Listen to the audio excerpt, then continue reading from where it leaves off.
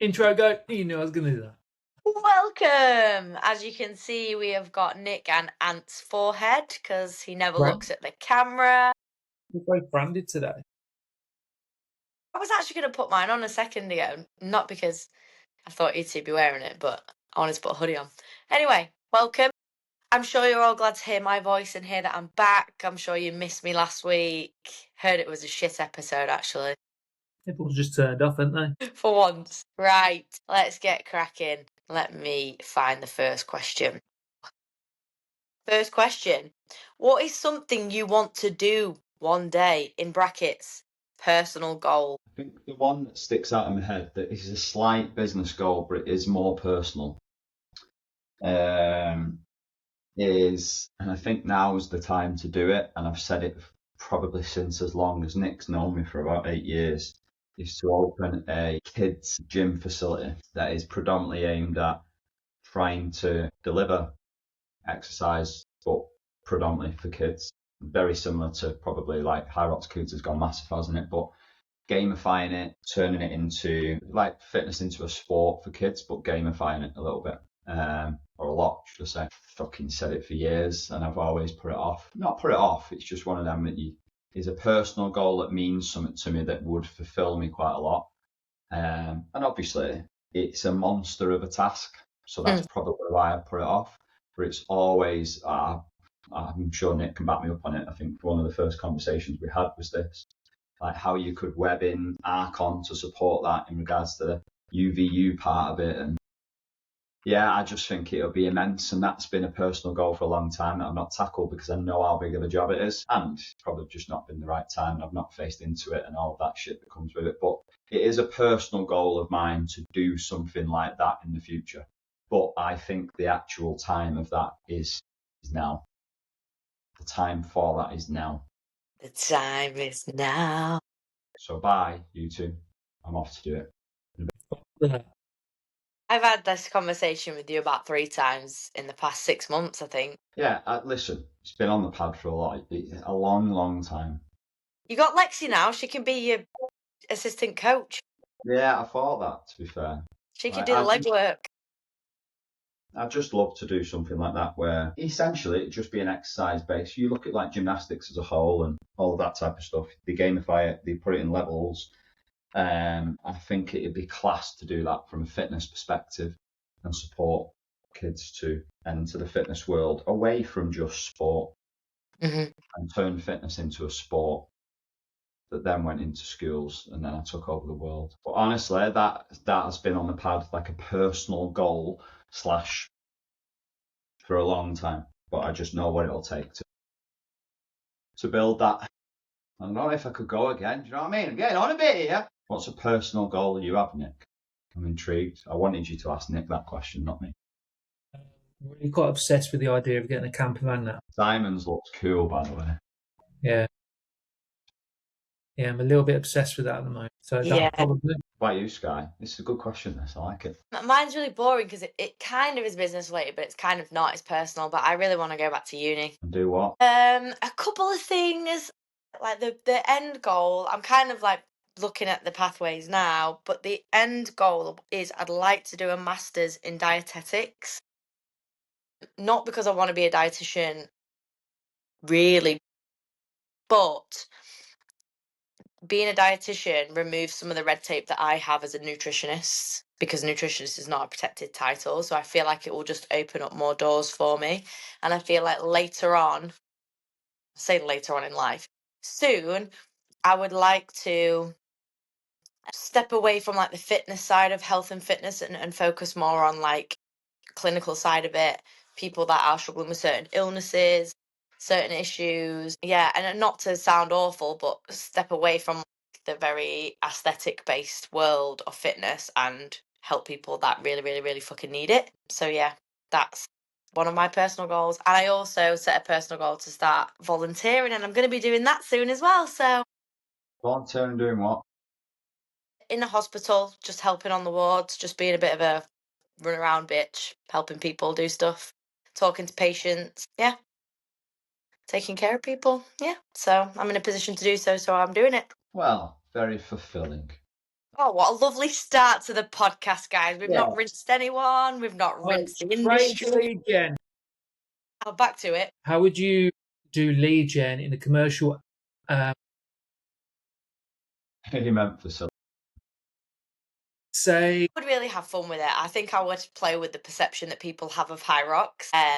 Probably using language like hybrid rockstar, Hyrox wanker, play on the fact that people hate burpees.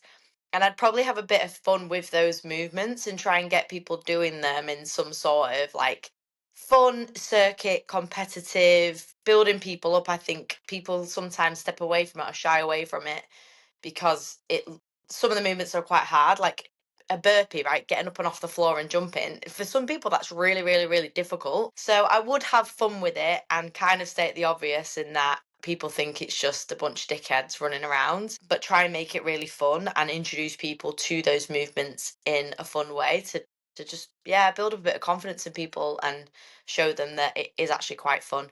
Especially this person asking the question, they do make it quite fun and they do take the piss out of themselves and Hyrox as a sport too. So yeah, that would be the way that I would do it. excellent. I gave him that feedback to have fun with it. Little mini fun challenges would show. Next one. In a consultation, what questions would you ask to someone to connect to their why when they haven't really given much of an answer or simply don't know? Assume you've already asked 5 times in different ways. Nick? I would use 2 angles, one from a reflection point of view. So what's got them to this point now? Why are they sitting in front of me? When do these certain feelings come to the forefront in regards to wanting to improve or not happy in the way you currently feel, look, act, your ability, etc. So I would definitely play and dig into and help them reflect, but more from a matter of fact versus so drawing on experience versus the future, and then kind of reverse engineer that, because whatever they say there, it's going to be the opposite the other way in regards to their goal. And so just try and help and lead them towards that point. And certain things like when they first come in, asking them and digging, having a little bit of kind of groundwork on, have they got a family? Have they got a partner? Are they single? Are they working? Just a general kind of overview of them, because largely it will connect to something around their personal life. So yeah, I would very much kind of dig into reflections first of all, and then lead them to how that might feel later on. But ultimately, I think the way you ask is going to be really, really important, i.e. paraphrasing back, giving them space to think about it, not rushing in. And also, if there's any kind of one-word answers, it's usually come from a closed question. So again, really think about how you position them. Okay, next question. How do you position online coaching / another service when your in-person one-to-one is full without it sounding like the second best option? Make sure any product or service isn't kind of set up to be a second best option, because that's how it'll always feel like you've been delivering it. So any product or service that you set up, whether it's online, SGPT, it's got to serve as a solution to a problem. And I know it does, but you've got to really understand how you can position that well. So that means that you would probably make it sound, look, and feel completely different and new. So new name, clear kind of identity, clear outcome driven promise, a unique method for your online coaching, a client journey that really talks to your audience. So I'd go through that kind of product building and branding building process for your online coaching for it to look, feel, and sound different. So when people see it, they're like, oh, what is it? And they know from the off that it's online and not a second best option. So for me, it'd be do a little bit of work in the background on the offer and how you would position it and present it. And then people aren't coming in off different expectations that it's just you'd be delivering it just because your PT is full. It's not. It's there for a specific market to solve a specific problem. It's new. It's exciting. They're going to get results off the back of it. They're going to be served well and all of that. And if you market it in that way, then people won't feel the way you feel in what you've asked, in the way you've asked your question. So for me, it's investing time into that, because that'll give you the confidence to market that way, and it sets expectations from the off. It's quite hard, isn't it, when you've been a coach, face-to-face coach for a decent amount of time, and you're successful and you value that so much, it's easy to kind of think of it as a second best option, but it's going to work way better for some people than your face-to-face coaching. I think that's just a way to kind of angle things. So it's really common, that, isn't it? Sky, how did you, like, you obviously went from face-to-face coach to fully online. Did you go through that at all in regards to like valuing? I know it may be slightly different because obviously you went from kind of training people in person to like maybe more nutrition and coaching based online, but did you go for anything like that? I think it was a bit different because I had a gap. So I did one-to-one, and then I dabbled in online. I wasn't promoting online. It was just that I moved locations and my clients wanted me to still program for them. So then I had a bit of a gap because I was doing more of the managerial stuff, and then went back into coaching in lockdown, really. So it was more based online, but I definitely think that I did put a lot of emphasis on the sessions. And I can remember on one of the mentoring calls, one of the coaches was doubting, like, people aren't going to want online because they want in person. And you said, where do you get results for clients? Is it in that 1 hour when you see them in the gym? Is that where they get fat loss? Is that where they get results? And she said no. And you're like, exactly. It's everything around that. And I think in the beginning, I definitely viewed one session as like where everything happened, the magic, where it wasn't at all.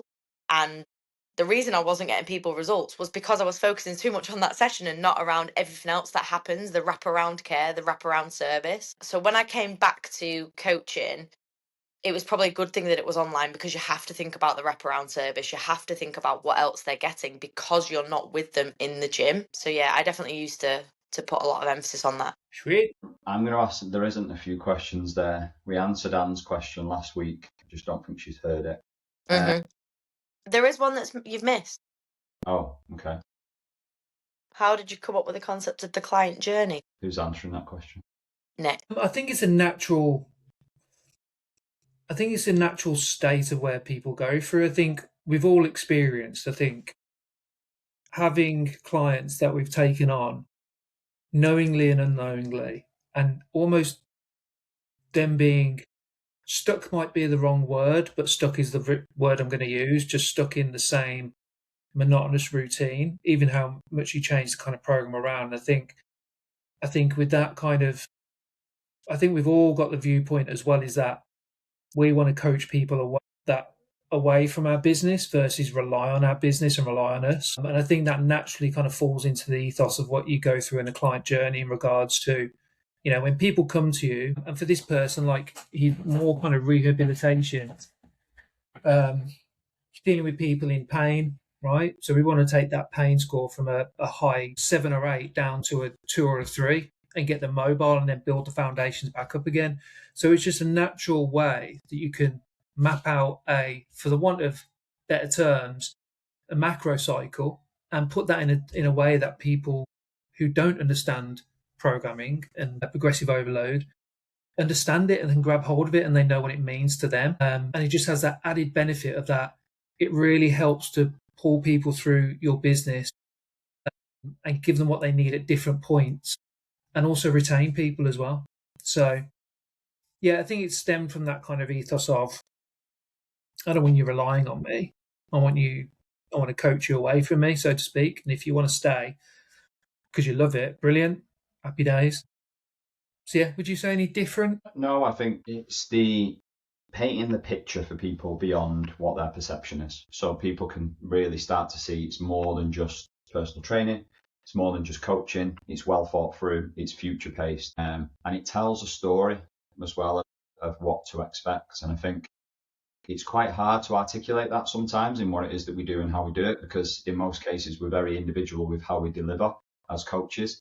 So to generalize that and then put it into a journey, it's quite difficult, but it needs to be done to paint that picture from a concept of marketing and all of that type of stuff. So yeah, I wouldn't say much else, but I think what it does is it paints a really relevant and specific picture that should tap into the audience that you're trying to attract and excite them by going, this sounds great, and the proof backs it up. So yeah, that's the only other thing that I would say. I'll ask this next question because it's kind of within his check-in and it's more ads based. Ultimately, what he's saying is that when people get in front of his offer and his current content is getting decent engagement, and when people are in front of his offer, they're converting. But because he started a new page, his biggest thing is traffic and new faces and all of that type of stuff. So basically his question is if he's got a budget of around £150 a month, is that enough for you to start doing ads successfully to drive traffic and contact? You wanted to see the answer. You wanted to start again. Yes, it is, depending on the objective you have. If you obviously want to capture people onto your page, right? So you would probably be going for like a traffic, because you want the objective to be paying for people to be following you, liking you, and engaging. So yes, definitely, but that is going to be very much content focused in regards to, you've got to give people a really compelling reason to click on that post to follow you. That's a really important thing. So as long as you know that, as long as you have that, like £150 a month is like really small budget, but it will generate what you want it to. And it depends on like what you're expecting, obviously. But that is like, in the grand scheme of things, like a tiny, tiny budget. But it will, as long as the content's good, do the job for you to a certain extent. Content's sick, by the way. I'm jealous with how he comes up with the creatives of stuff. It's just fucking class. Is this the same person that said it's going really well on TikTok? Yeah. Yeah. Like we were talking about B-roll and stuff before, and like just the way he puts it together is just top. So I think getting that in front of more blokes and driving traffic to the page, and therefore driving traffic to whatever his lead magnet is at that point, I think will massively help him. But more so to the page. I fucked the system up a little bit there, didn't I? But who's next? How to approach, deal with it if the other half gets frustrated on time spent on business. Do you have to, oh God, this is going to sound like fucking marriage counselling here. I think it's got to come down to communication, right? If they don't understand what it is that you're working towards, or maybe why there's more time on the business than usual, then that could be frustrating. I'm thinking in terms of me and Rick at the moment. Rick's working really hard to drive things in the gym, which means he's spending more time in work, on work, even when he gets home. Which, if I wasn't really involved in what was happening or aware of what was happening and know that it is temporary, I think I would be getting frustrated, because it's bleeding into like family time and time together. I said to him the other day, like, we have about 10 minutes a day together at the moment. So involving your other half in the process of what that looks like, and also having a bit of this, idea of it's temporary. So you making a bit of a line in the sand of, I'm working this hard until I get to this place. Like, we've already spoken about this before, working in phases, but also just having that communication with them of it is temporary, and maybe just having really clear boundaries of, okay, I'm spending a lot of time on business, but on this day at this time, that's my cut off, and that's where we'll do whatever it is that will help them feel like you're spending a bit of time with them or family, or you're getting quality time. That's my approach to it, because that works both ways. Sometimes I'm spending more time on business and working more. I think it's the lack of communication or understanding about why or what it's leading to that can cause the frustration. Come on, you must. Listen, I think I'm going to paint a really pretty picture here that sounds dead easy, but I think if you share the vision of what it is that you're working towards, I think that can work in two ways. Can they understand it and buy into it and get it? And B, it keeps you accountable to make sure that you're achieving it. So I think that's really important to share that with your partner, and then help them understand what's needed to be done.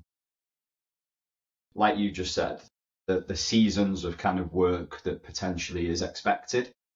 Because I do think a lot of probably people do sit there, and I've been there myself, where, I don't know, right, I'm going up to work for an hour, and then, I don't know, your partner will come up and you just sat there scrolling on your phone or whatever it is that you're in, you like and looking, and I'm just sorting all the fucking kids out, and you're just sat here going through stories. Give you an insight into my life here. But it's true. So I think if you're clear with your communication, which is fucking, when I say that, like, I'm smiling behind it, because I can be a nightmare with this. It's like, I think in my days of juggling two different roles, I was better, because I was like, this is the vision, this is where we're working towards, this is where I'm going to be, what's going to happen, and I was clear. But I think in this day and age, I think you just got to be as crystal clear as possible with kind of, this is the direction I'm going and these are the hours that I'm going to work. This is the cut off. Like Sky said, I'm repeating it a little bit now. Because otherwise it will naturally cause murders, and a lot of it comes back down to communication, doesn't it? Because I'll say I'm working till, I don't know, 8 p.m. Or like, for example, this Saturday, I said I'll be working till 12. And then Stacey was like, 12:01, where are you? Do you know what I mean? Because it's a Saturday. So it's true. So the clearer you can be with what it is that you're working towards and why, they buy into it. And if they don't buy into it, just fucking get rid of them. Good one. Next. If you feel like you've had a mid-start to Jan, not the best, not the worst, not the best, not the worst, what would you do to improve? I don't even know where we're at, but I'll go with Nick. Let's just say you want more clients, right? Because that's really, what could you do to improve could be from a million different things. But let's just say I'm expecting you want more clients. And I had a conversation this morning, so I'll play that out because I think it's relatable to this. So essentially, business is good for this person. They missed the boat on what they had planned to do the first week of Jan, which has left them chasing their tail a little bit. And now they're at a decision where they're going, right, I'm going to go for it and pulse it in the last 7 days to claw back what I planned to happen in the first week of Jan, right? So again, it hasn't been the worst because his business is doing very well, but it hasn't met his expectations, what he planned to do, right? So it hasn't been the best. My answer to him was, okay, if you're going to launch next week, here are the questions that you need to answer to know whether to do it or not, or to put it back another month.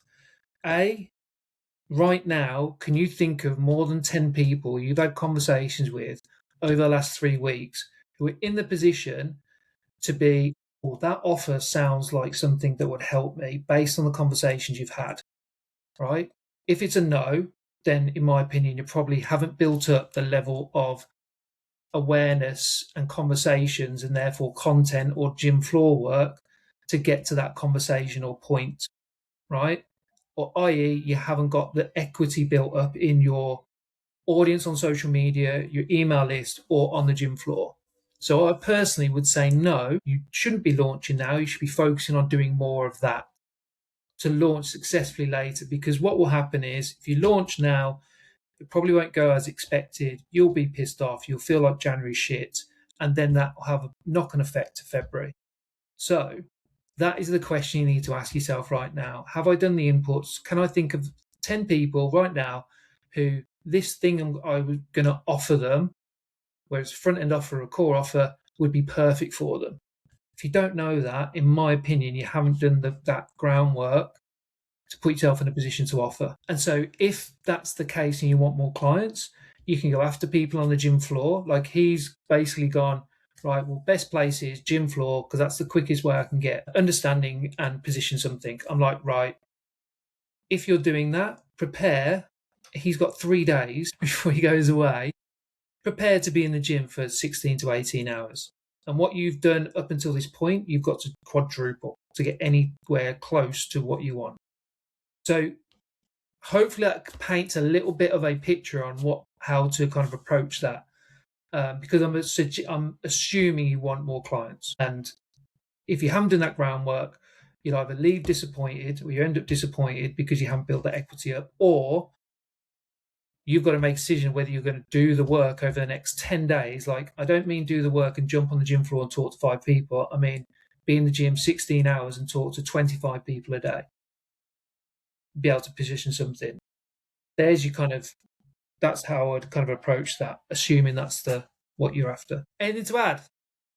I think ultimately, and I've said this quite a bit, I said it in the chat last night, this is what targets and deadlines and the accountability of them create. Because if you have goals and aims for the month and targets to hit, and you're midway through or past the month and it's kind of going okay, and you only have 11 days to hit them targets. Now, it naturally means that you need to do something more than you are currently doing. I don't want to patronize people, but that's fucking common sense, mate. So, like, sometimes you've got to look at yourself and go, if it's not meeting my expectations at the moment, is avoiding gym floor lead generation for as long as I am good enough? No, it's not. Is 4 posts per week enough on Instagram? Maybe, if the content's good enough. Is showing up on stories once a day good enough? No, it's not. It's just not. So ultimately, you've got to look at yourself and go, right, what have I done in the first 19 days? And if it's gone a little bit like that, what do I need to be accountable to doing to make sure that I hit my targets and my deadlines for the end of the month and my goals, shall I say? So ultimately, you've just got to look at yourself and go, what do I need to do in terms of, and it's easy for us to stand in and go, you need to do more. And I think sometimes people, especially within a mentorship, is waiting to be told to do more. Like sometimes you've got to look at yourself and go, what do I know? What do I know that I need to do that's worked in the past? Or I know that I need to move the needle more, right? These are the list of things, right? Go and fucking do them then, right? And that's, for me, it happens a lot. If it's not going, like, we had a target, this kind of 8-week thing that we're going out with. Like, if that wasn't going in the direction I want, well, I'm sacrificing more time and I'm putting more, I'm ramming the message on more and as consistent as possible. Sometimes it just takes that to look at things, look at yourself and go, well, actually, even if I don't know if this more is going to work, at least I know I've given it a better effort. And sometimes that's more reassuring than just letting it coast by, if that makes sense. Thanks for asking. Frustrating one, that one. You keep it short next time, please, Anne. Yeah, well, I can't. Whose question is it now? I don't know the order. I'll ask it. How often would you recommend reaching out to old leads? Not trying to sell them anything, just checking in. Scott. Every week on my email list. Yeah, if they're old leads, they are on a email list. Anyway, reaching out to them specifically is probably when I have a lead magnet that I think is going to help them, or a front end offer that I think is going to help them. Not a paid front end offer, but something that I think they would be interested in. So I would reach out to them if I have something I'm doing. They're really either warm or they've been warm at some point, then I would reach out to them maybe individually or personally and just let them know, how are you getting on? Just let you know I'm doing this thing. You're not asking for a sale then, but you're just making them aware. But I don't generally do that too often because all of my leads are all in some place where I can nurture them, whether that's on my podcast or whether that's on my email list. So it's basically just like a bit of a loop of, if I'm running something, front end offer or lead magnet, I'm talking about it on socials, I'm talking about it on emails, I'm talking about it on my podcast. If I do a podcast that I think is a good lead magnet, then I'm talking about it on my email list and I'm posting it on social. So I'm kind of touching all those different points where those leads are. There's only been a couple of times when I've ever specifically gone back through everyone I've had a consultation with that didn't sign up and then reached out to them to see how they're getting on. The return was meh, but other people might have different kind of experiences with that. I just find the type of people that I want to work with, when they have a consultation, they're in the position that they need help. So if they haven't come to me, they've gone somewhere else afterwards, or I've recommended them to go somewhere else. So yeah, that's my take. Anyone else? Anything different? No, don't think so, mate. Sound. Next question is, have you ever discouraged a client from working with you because of something superficial or simply because you didn't like them? I want you both to answer this. When I needed the money, no. When I needed the money, no. Yeah. But when I didn't need the money, I have since done that quite a lot. Can you give an example? No, I'm joking. If you can keep people identity. Do you want a client example or do you want a coach example? Either. I'll go with client, right? So I had a client, right, called Suzanne, and she used to really fucking get on me tits. She was just dead negative. One of them who just, I really wanted to kind of change the mindset of her over time with exercise. And it was like, I'm only here because I know I need to, because I'm overweight. I hate this gym and I hate the people in it and I hate exercise. And I inherited her from another coach, if I'm dead honest. And then she obviously knew that I was targeting blokes. So when I started to really start to market towards blokes, and then she brought a fella in, and the fella was even worse. And I was like, as soon as he started to breathe in the consultation, he just breathed. And as he breathed, I was like, no, not happening. Heavy breather and just Heavy breather. Yeah, heavy breather, and he's probably one of them who, when he eats, he slaps, like that one of them. And I built this perception up of him that I was like, you're just going to be like your missus, and I can't have any more of you in my life. So I ended up getting rid of her, and he never even joined the gym after that. So sorry about that, Steve, lad. Steve and Suzanne, there you go. As an example. I just didn't feel like I could cope with the fact that someone hated never give the gym or exercise a chance, and it was like, I'm only here because the doctors told me to be here. I really want to work with you, and I really want to give you my time and energy, and I really want to support you to change your mindset, your behaviours, your habits, and all of that, but I can't be fucked with you, honestly. So I didn't take them on. Nice. God. And I'm sorry about that, all right? But I just couldn't. But yeah, there's been a fair few of them people in the past. Like, I've had other ones where, listen, I can carry on all day here if you want. I've had other ones where people have come and gone, I'd like to get myself, lads, blokes, really in good, decent shape, and one day I want to step on stage. And as soon as you say them 3 words to me, I'm like, get out, step on stage, off you pop. Okay, so that's a viewpoint, but is there any like complete personality, like were there any like red flags in like consultations and stuff that you were like, no? One for me was like when people started to dictate to me how I was going to train them, and then anytime one talking over me is a big thing, like that's just like a massive fucking problem for me. So anytime that happens, that was like a massive red flag for me with clients. I'd be like, I didn't just no way. If you had any circumstances like that.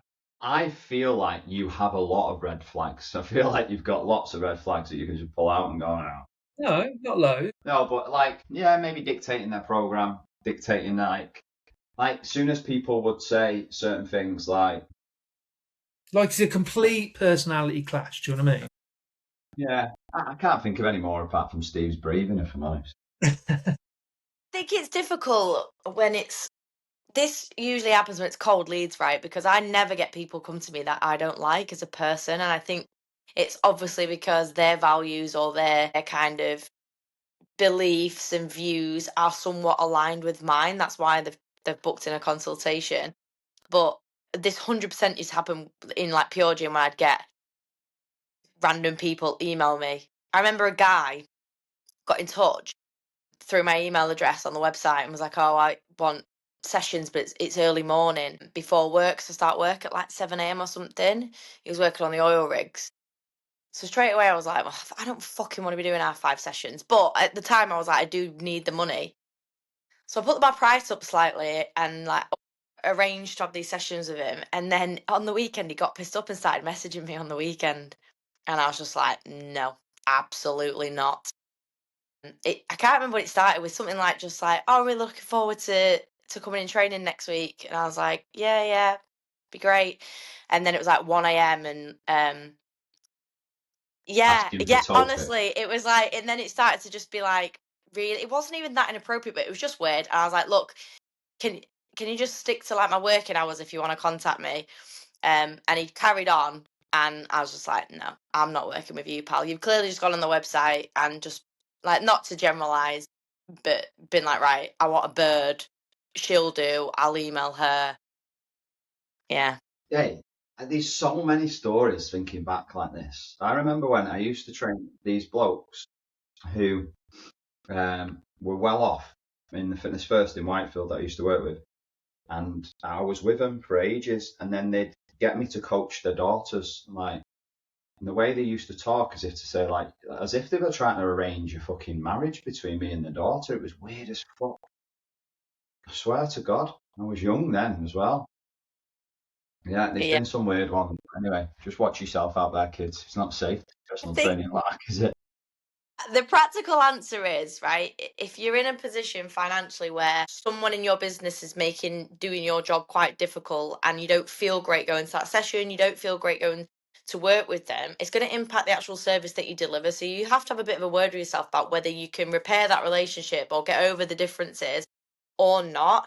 And maybe if you're not in a financial position to lose them, maybe just from like a mental health standpoint, I wouldn't want to be turning up to sessions with someone that I didn't like or didn't get along with, whether it's superficial or not, because then I'm not going to show up as my best self. And that's what I owe everybody. Doesn't matter if I like them or not. I owe my best self and best service to the people that are paying me. So if I can't do that, it's broken, it's done. And there needs to be a conversation around that. I've told people before that, my hours are changing. I can't do that time anymore. My prices are changing, and I put it up to a ridiculous number that prices them out, or I've just said like I'm full, or I'm reducing hours. Whatever it is that you need to say is fine. But I think if you're feeling like you don't like someone, you're not going to be given the best service, and that's just a thing that you need to knock on the head. Last question. Haven't hit the type of financials I need to as yet in Jan. If you're in my position, what would you be doing, Nick? I feel we've answered this twice already. Yeah, I thought that. No, once we've answered it. Well, if we It doesn't answer it again, change. it'll be twice. Sorry, spoke over you. Sorry, Nick. So, Red flag. you go, mate, because I answered the last one. You might have something different. No, I don't have anything different. I read it and thought we've already answered this. And not to sound like a dick, but do some more work. No, not do some more work. That's not very practical. Yeah, I think I would review what I've been doing for the past, exactly like we said earlier, for the past 19 days. Have I been doing what I said I was going to do? I've been sticking to my targets, my daily, my weekly non-negotiables. Is there anything that I can repeat or do more of that gets me a little bit more return? Or do I need to start adjusting things? Maybe I've not been doing as much as I could have. There's lots of different ways that you can look at this, but I think it's just being a bit relentless with it and sticking to what you said you would do. I don't know if there's anything else I would say. I also think it's kind of checking back into reality and going, okay, I'm not tracking in line with where I need it to be. What have I learned that I've not done? Mm. And am I willing to Nick's point before, to realign my expectations? A bit like let's treat this, because this person works with people from a transformation perspective. Client wants a transformation. They've got expectations on results at the end of the month. They've eaten and drank like a gluttonous pig for 2 weeks, right? They've hardly moved. They've hardly moved, right? They're really struggling to get going, right? But their expectations on the result at the end of the month is the same. You would probably have a word and go, maybe you need to realign your expectations or sacrifice your life for the next 2 weeks to get the best possible outcome. You would probably have that. They're the conversations, wouldn't you? Essentially, it's no different in business. And if you want to know specifically what you would be doing, I would personally be leaping back into the stuff that's worked in the past. So whether that's going to ex-clients, going to old leads, and making sure that you're putting yourself in front of them with what it is that you're offering. I would be making sure that I would be showing up on stories and emails to your warmest people, because they're the warmest people. Those on your email list and those on your stories are what people that you can tap into immediately right now that are either watching or reading your stuff from previously having something from you, right? So I would be prioritizing them 2 areas for interaction, for conversation starters, and then for following up with some directness of kind of, I'm doing this and all of that. So it's increasing them inputs. And if you're not willing to increase them inputs, then you're not willing to get what you need out of January. So you have to realign your expectations. But then learn from it, because if you then do the same in February, then I'm sorry, but you probably need to have a long look at yourself and go, is this really what I want? Final thoughts? Anybody? You can't leave on that negative there when you question someone's.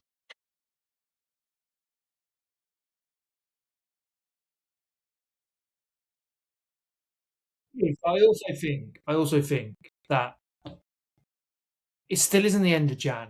Still people are going through. Some people get paid in Christmas Eve. A lot of people get paid Christmas Eve. So January's a 6-week pay period for a lot of people.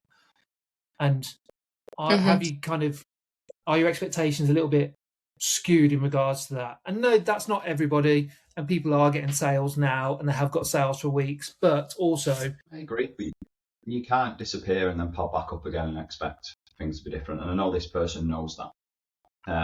Yeah, and ultimately, it comes back down to that, doesn't it? One Sky, I interrupted no, you. I was just gonna say the thing that I definitely wouldn't do is start panicking and just throwing anything out, because that's another thing that coaches can do. They're like, shit, I'll just put this like 2-week front end offer or 4-week front end offer, or I'll just, throw out something I did before. And that just doesn't help the scenario of building up trust and building up kind of, I guess, like that equity within the warm leads, because you're just constantly throwing out different things. It gets confusing for your current clients as well, I think. I'm always aware of when I'm launching something, does that undermine them and what they've paid for and what they're doing? So I think I would just be doubling down on, like you said, showing up, sending your message out there, making it very clear about what you're doing, and just being very confident. The worst thing you can do is start to panic, let it knock your confidence, and start doing things that aren't really in line with your overall goals or your values. Are you ready to leave? For his notification. Why have you got a football under your arm? Are you already checked out? I'm taking my ball home. I've had enough. See you, but that was a long one. That's because I'm here. 50 minutes. Boom. All right, any closing